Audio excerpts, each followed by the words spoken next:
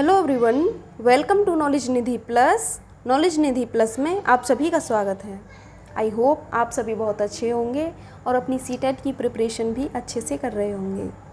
तो आज हम बात करेंगे सीटेट पेपर 1 की, जो कि आपका होता है कक्षा 1 से 5 तक। इसमें हम जानेंगे PYQ, प्रीवियस ईयर क्वेश्चन, जो कि आपका जो सीटेट है ये हुआ था आपका 26 जून 2011 को। तो हम इसके PYQ लगाएंगे हिंदी के, जिससे कि हमारे एग्ज़ाम में, आने वाले एग्ज़ाम में हमें हेल्प होगी। तो हम बात करेंगे भाषा हिंदी की। आपको पता है लैंग्वेज सेलेक्ट करते हैं तो लैंग्वेज 1 और लैंग्वेज 2 करते हैं। तो ज़्यादातर लोग लैंग्वेज फर्स्ट में हिंदी ही रखते हैं और सेकंड लैंग्वेज में इंग्लिश, संस्कृत, उर्दू वगैरह वगैरह रखते हैं। तो हम पहले जानेंगे भाषा फर्स्ट में जो आप हिंदी ऑप्शन रखते हैं, इसमें कैसे कैसे प्रश्न पूछे गए थे, इनको जानेंगे। चलिए शुरू करते हैं। जैसे निर्देश दिया है, प्रश्न संख्या 51 से 105 तक क्या है, निम्नलिखित प्रश्नों के उत्तर देने के लिए सबसे उचित विकल्प चुनिए। क्या है कि जो आपकी हिंदी है इसमें भी पेडागोजी पूछी जाती है, तो इसमें आपके 51 से 105 तक कुछ पेडागोजी के क्वेश्चन दिए हैं, इनको समझेंगे। जैसे 51 है, पाठ में दिए गए चित्रों का क्या उद्देश्य होता है। तो आप बताएंगे। जैसे पहला ऑप्शन है, चित्र अमूर्त संकल्पनाओं को समझने में सहायता करते हैं, चित्रों से पाठ्य पुस्तक आकर्षक बनती है, चित्र पाठ की शोभा बढ़ाते हैं। चौथा है, पाठ्य पुस्तक में चित्र देने का प्रचलन है। तो इसमें से कौन सा ऑप्शन बिल्कुल सही सटीक बैठेगा। तो इसमें आप लगाएंगे फर्स्ट। चित्र क्या करते हैं, चित्र का क्या उद्देश्य होता है, चित्र अमूर्त संकल्पनाओं को समझने में सहायता करते हैं। ऐसे ही अगला है 52 है, भाषा के अभिव्यक्तात्मक कौशल हैं। कौन कौन से अभिव्यक्ति के कौशल हैं जिनसे हम अपनी अभिव्यक्ति करते हैं। तो जैसे पहला है सुनना पढ़ना, या फिर सेकंड सुनना बोलना, थर्ड है बोलना लिखना, चौथा है इसमें पढ़ना लिखना। तो आप बताइए अभिव्यक्ति किसके माध्यम से की जाती है। सुनकर करते हैं, सुनकर तो हम ग्रहण करते हैं, पढ़कर भी ग्रहण करते हैं। सुनना बोलना, सुनकर ग्रहण करते हैं, बोलकर अभिव्यक्त करते हैं। लेकिन दोनों ही कैसे होने चाहिए, अभिव्यक्तात्मक कौशल होने चाहिए। तो जब हमने भाषाई कौशल पढ़े थे तब हमने जाना था जो हमारा बोलना है, इसमें हमारा थर्ड सही हो जाएगा। बोलकर हम अभिव्यक्ति करते हैं और लिखकर अपने विचारों को अभिव्यक्त करते हैं। तो ये लिखना और बोलना, ये दोनों कैसे कौशल हैं, ये हैं आपके अभिव्यक्तात्मक कौशल। ठीक। ऐसी 93 है, प्राथमिक स्तर पर कौन सा भाषा शिक्षण का उद्देश्य नहीं है। यहाँ पर नेगेटिव पूछा गया है, इसका भी हमको ध्यान रखना पड़ता है। नहीं पूछा जा रहा है या हाँ में पूछा जा रहा है। तो क्या नहीं है, पहला है विभिन्न संदर्भों में भाषा का प्रभावी प्रयोग करना, सेकंड है स्पष्टता एवं आत्मविश्वास के साथ अपनी बात कहना, थर्ड है वर्णमाला को क्रम से कंठस्थ करना। देखिए यहाँ पर आया है कंठस्थ करना, या फिर चौथा है ध्वनि संकेत चिन्हों का संबंध बनाना। तो इसमें से नेगेटिव पूछा है, और नेगेटिव का भाई नेगेटिव होता है, यानी कि कंठस्थ, याद करना, लर्न करना, कंठस्थ करवाना, इसकी तो पेडागोजी में कोई जगह ही नहीं होती। कुछ कीवर्ड हैं जिनके कीवर्ड को भी हम जानेंगे, एक वीडियो कीवर्ड पर भी लाएंगे। तो हमारा यही हो जाएगा सही ऑप्शन। ये नेगेटिव पूछा है तो नेगेटिव के लिए नेगेटिव ही हमको टिक करना पड़ेगा। ठीक। तो इसमें हो जाएगा आपका वर्णमाला को क्रम से कंठस्थ करना, तबकि कंठस्थ करने की कोई जगह नहीं है। अगला है 94, उपचारात्मक शिक्षण की सफलता निर्भर करती है। किस पर निर्भर करती है। पहला है उपचारात्मक शिक्षण की सामग्री पर, भाषिक नियमों के ज्ञान पर, या फिर समय व अवधि पर, या फिर चौथा है समस्याओं के कारणों की सही पहचान पर। तो इसमें से जो उपचारात्मक शिक्षण है ये इसकी सफलता किस पर निर्भर करती है।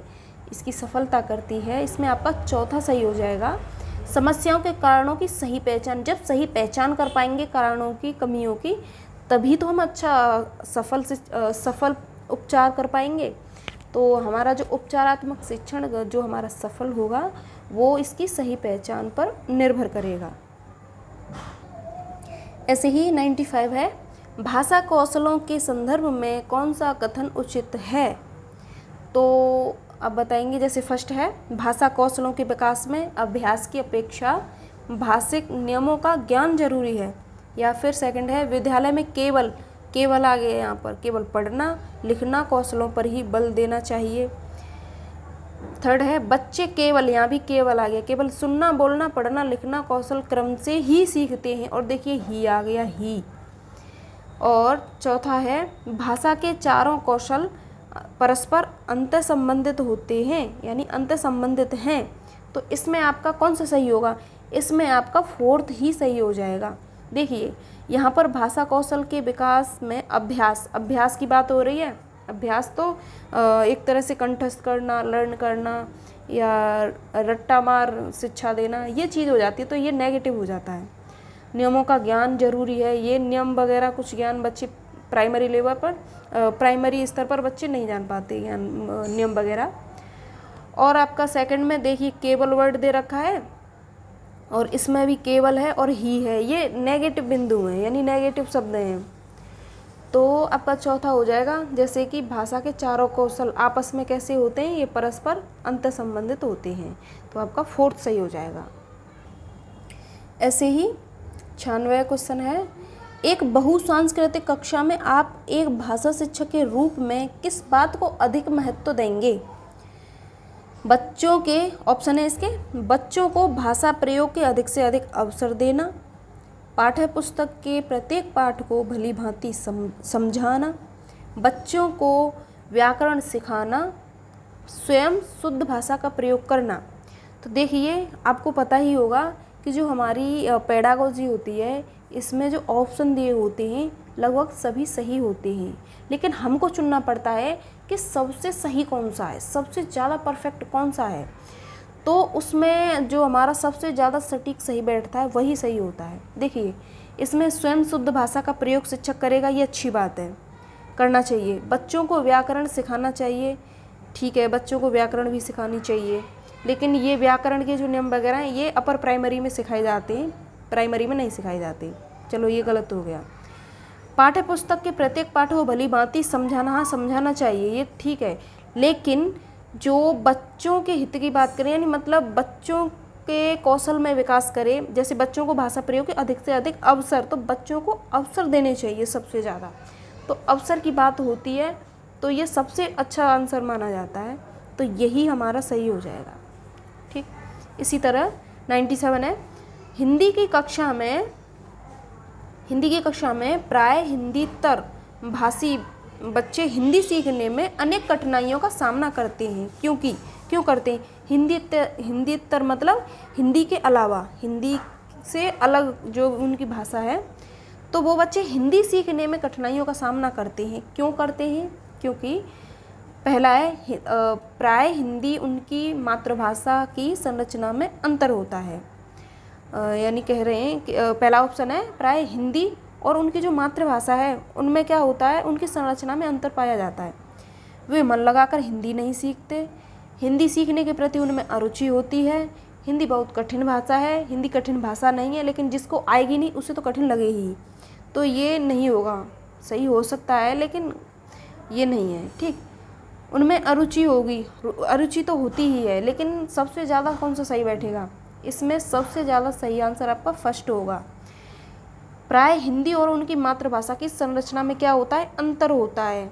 उनके बोलने व्यवहारिक जो व्यवहार में यूज करते हैं तो उनकी भाषा में अंतर होता है, हिंदी में और हिंदी से अलग जो भी भाषाएं हैं, तो बच्चे इसीलिए कठिनाई महसूस करते हैं। ऐसे ही 98 है, बोलना कौशल में महत्वपूर्ण है। क्या है?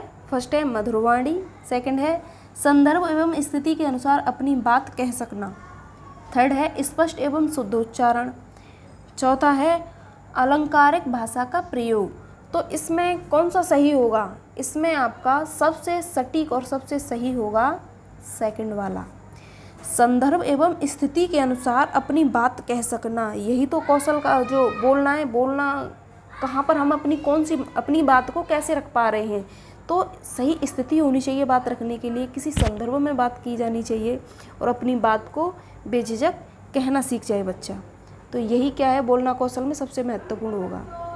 99 है एक समावेशी कक्षा। समावेशी क्या होती है? समावेशी जिसमें आपके सभी तरह के बच्चे बैठे हों, सामान्य, उच्च बुद्धि, निम्न बुद्धि, आपके दिव्यांग बच्चे, हर प्रकार का बच्चा एक ही कक्षा में बैठा हो, वही हमारी कक्षा कहलाती है समावेशी कक्षा। तो एक समावेशी कक्षा में कौन सा कथन भाषा शिक्षण के सिद्धांतों के प्रतिकूल है? प्रतिकूल। फर्स्ट है व्याकरण के नियम सिखाने से बच्चों का भाषा विकास शीघ्रता से होगा। सेकंड है बच्चे परिवेश से प्राप्त भाषा को ग्रहण करते हुए भाषा प्रयोग के नियम बना सकते हैं। थर्ड है भाषा परिवेश में रहकर अर्जित की जाती है। फोर्थ है प्रिंट समृद्ध माहौल भाषा सीखने में सहायक होता है। तो इसमें से कौन सा सही होगा? इसमें से सबसे सटीक बैठेगा कौन सा? फर्स्ट वाला, क्योंकि प्रतिकूल पूछा है ना। व्याकरण के नियम सिखाने से बच्चों का भाषा विकास शीघ्रता से होगा, जबकि प्राइमरी लेवल पर बच्चों को व्याकरण नहीं सिखाई जाती, कोई नियम वगैरह नहीं सिखाए जाते। ठीक, ऐसे ही 100वां क्वेश्चन है कहानी सुनने से क्या होता है? कहानी सुनने से बच्चों की कल्पना शक्ति व चिंतन शक्ति का विकास होता है, बच्चे प्रसन्न होते हैं, बच्चे कक्षा में एकाग्रचित होकर शांत बैठते हैं, बच्चे अनुशासित रहते हैं। तो बताइए इसमें से सबसे सटीक कौन सा बैठेगा? ऑप्शन तो सभी सही लग रहे हैं, लेकिन सबसे सही जो बैठेगा वो आपका फर्स्ट वाला होगा। बच्चों की कल्पना शक्ति व चिंतन शक्ति का विकास होता है किससे? कहानी सुनाने से। इसी तरह 101वां क्वेश्चन है बच्चों के लेखन कौशल का मूल्यांकन करने के लिए कौन सी विधि बेहतर हो सकती है? सुंदर लेख का अभ्यास, अपने अनुभवों को लिखना, श्रुत लेख, या फिर पाठ आधारित प्रश्नों के उत्तर लिखना। तो इसमें से सबसे सटीक जो आंसर होगा वो होगा आपका सेकंड, क्योंकि जब बच्चे अपने अनुभवों को लिखेगा तो उसकी लेखन कौशल में क्या होगा? उसकी लेखन जो क्षमता है वो बढ़ेगी, वो किस तरह से प्रयोग कर पा रहा है शब्दों का, वाक्यों का। तो इससे क्या होगा? बच्चे का जो लेखन कौशल है वो सबसे अच्छी तरह से क्या होगा? विकसित होगा। तो सबसे बेहतर विधि है क्या? लेखन विधि। ठीक, इसी तरह 102वां क्वेश्चन है एक भाषा शिक्षक के रूप में सबसे बड़ी चुनौती है क्या है? पहला है बहुभाषी कक्षा के शिक्षण के लिए उचित रणनीतियाँ तय करना। सेकंड है बच्चों को भाषा सीखने के महत्व से परिचित कराना। थर्ड है बच्चों की भाषा को संचार साधनों के प्रभाव से मुक्त रखना। या फिर चौथा है भाषा संसाधनों का अभाव है। तो इसमें सबसे सटीक कौन सा आंसर होगा? इसमें सबसे सटीक होगा आपका फर्स्ट।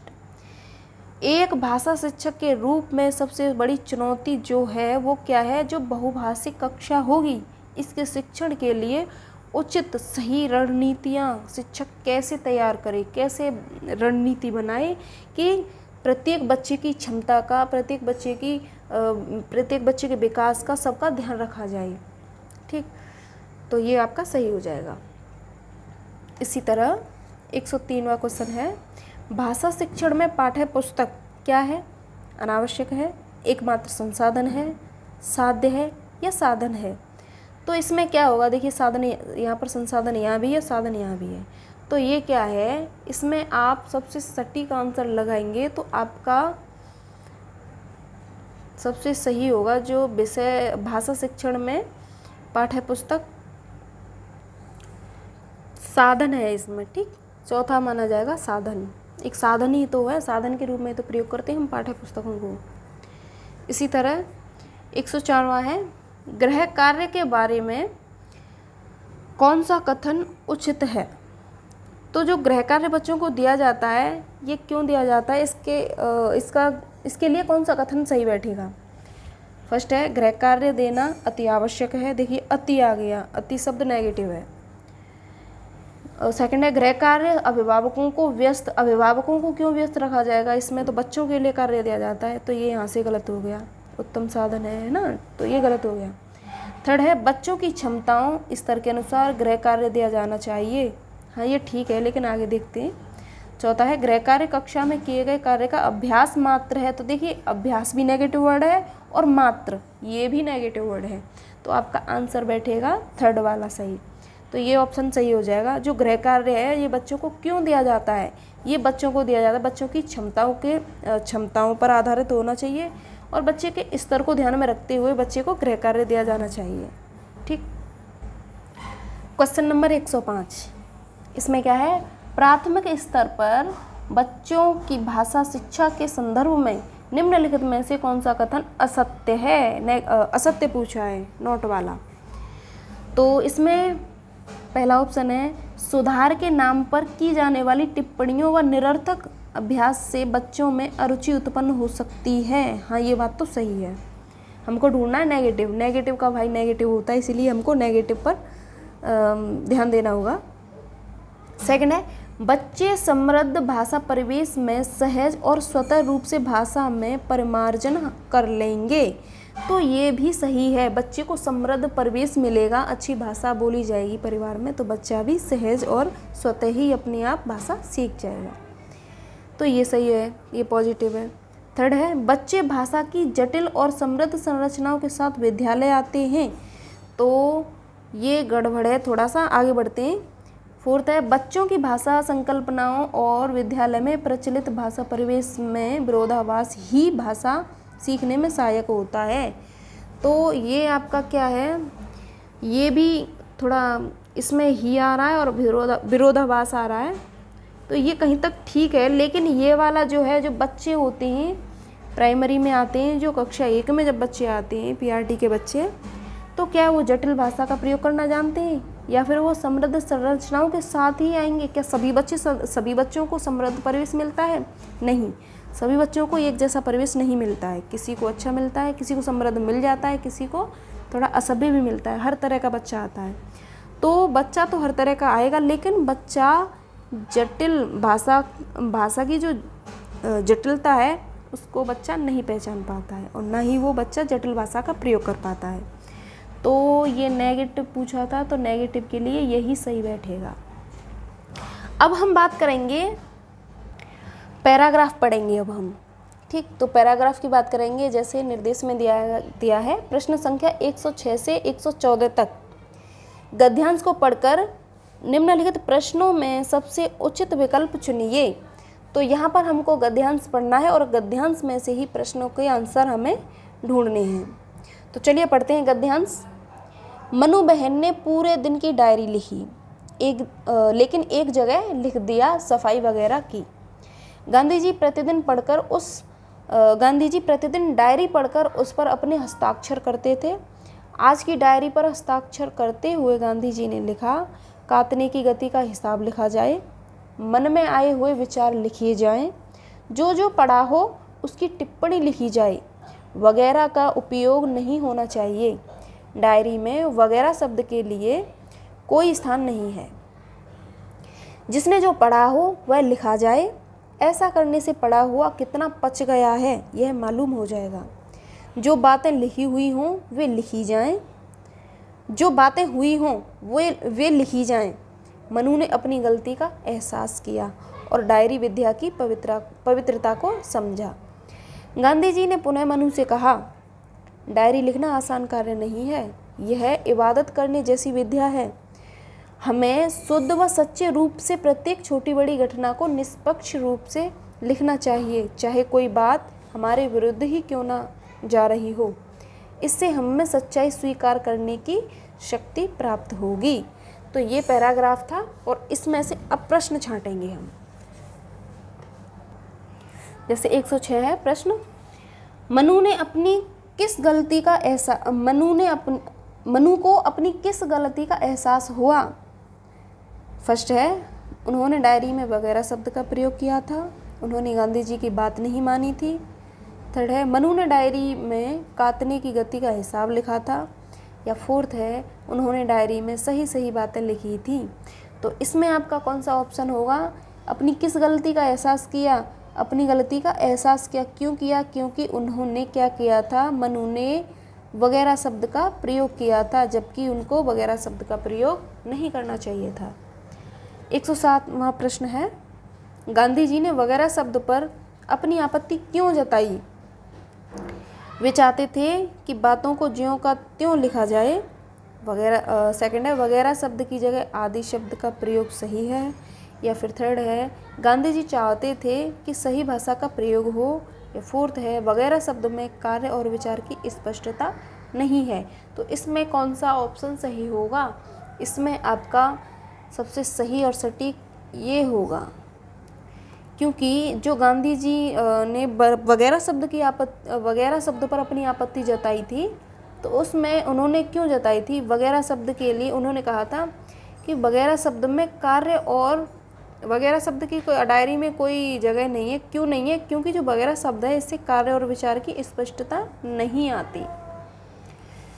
अगला है 108वां, गांधी जी ने डायरी लिखने को इबादत करने जैसा क्यों कहा है? पहला है, दोनों में सच्चाई और ईमानदारी चाहिए। सेकंड है, दोनों में समय लगता है। थर्ड है, दोनों कार्य हमारे कर्तव्यों में शामिल हैं। और फोर्थ है, दोनों कार्य रोज किए जाते हैं। तो इसमें कौन सा फर्स्ट वाला सही हो जाएगा? क्योंकि जो डायरी लिखने का काम है, इसमें क्या चाहिए? इसमें सच्चाई और ईमानदारी होनी चाहिए। इसी तरह अगला है 109वां प्रश्न, डायरी लिखना इसलिए महत्वपूर्ण है क्योंकि फर्स्ट है, इससे व्यक्ति का समय अच्छा गुजर जाता है। या फिर सेकंड है, इसमें व्यक्ति स्वयं का विश्लेषण करता है और स्वमूल्यांकन भी करता है। थर्ड है, इससे व्यक्ति पूरे दिन किए गए जमा खर्च का हिसाब किताब कर सकता है। या फिर फोर्थ है, गांधी जी इसे महत्वपूर्ण मानते हैं। तो इसमें आपका सही आंसर होगा, इसमें व्यक्ति स्वयं का विश्लेषण करता है और स्वमूल्यांकन भी करता है। अगला है 110वां, गांधी जी प्रतिदिन डायरी पढ़कर क्या करते थे? तो फर्स्ट है, हस्ताक्षर करते थे ताकि जांच का प्रमाण दिया जा सके। सेकंड है, हस्ताक्षर करते थे क्योंकि यह नियम था। थर्ड है, लोगों को उनकी गलती का एहसास कराते थे। फोर्थ है, डायरी पर हस्ताक्षर करते थे और देखते थे कि व्यक्ति अपने कार्य और विचार में किस दिशा में जा रहा है। तो इसमें आपका फोर्थ सही हो जाएगा। क्वेश्चन नंबर 111, ये क्या है? प्रतिदिन शब्द में कौन सा समास है? तो प्रति, आपने समास पढ़े होंगे, जब किसी भी शब्द में उपसर्ग मिल जाए पहले तो वो कौन सा समास होता है? अव्ययी भाव। तो आपका थर्ड हो जाएगा सही। 112 है प्रश्न नंबर, इसमें है, पढ़ा हुआ कितना पच गया है? इसका क्या अर्थ है? पढ़ा हुआ कितना आत्मसात किया है। या फिर सेकंड में, कितना सही उच्चारण के साथ पढ़ा है। थर्ड है, पढ़े हुए का कितना विश्लेषण किया है। फोर्थ है, पढ़ा हुआ कितना समझ में आया है। तो इसमें से कौन सा सही बैठेगा? इसमें आपका सबसे सटीक है, पढ़ा हुआ कितना आत्मसात किया है। प्रश्न नंबर 113, कार्य शब्द का तद्भव रूप बताइए।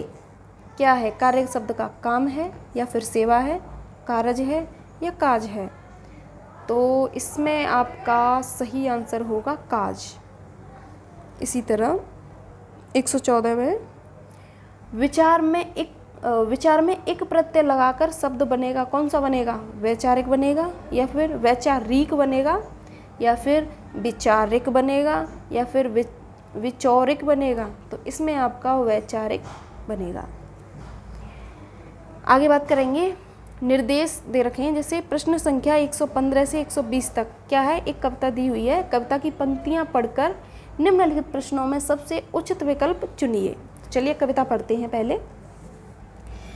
अब न गहरी नींद में तुम सो सकोगे, गीत गाकर मैं जगाने आ रहा हूँ। अतल अस्ताचल तुम्हें न जाने दूंगा, अरुण उदयाचल सजाने आ रहा हूँ।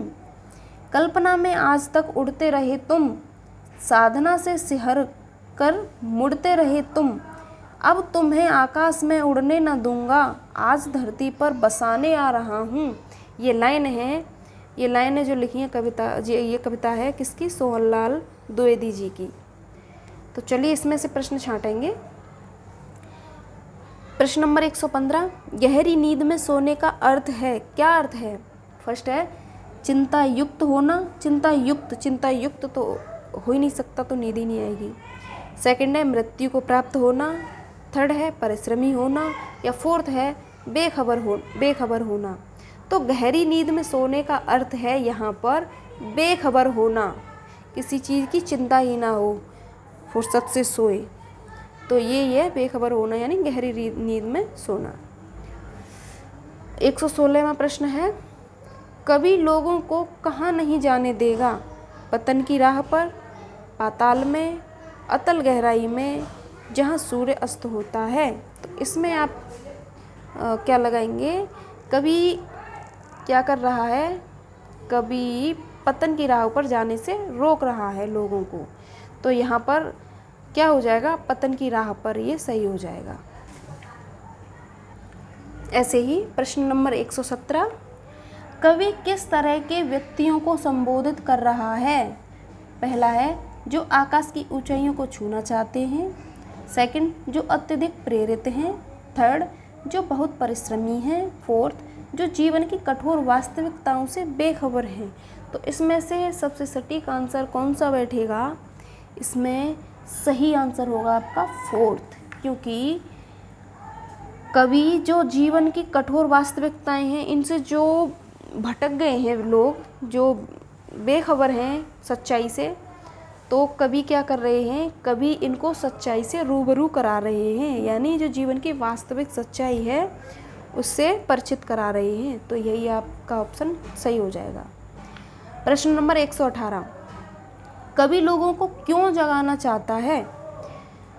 फर्स्ट, यह कवि का दायित्व है, सेकंड ताकि लोग गीत सुन सकें, थर्ड ताकि मनुष्यों में गतिशीलता आ सके और वे प्रगति के पथ पर आगे बढ़ सकें, फोर्थ सुबह हो गई है इसलिए।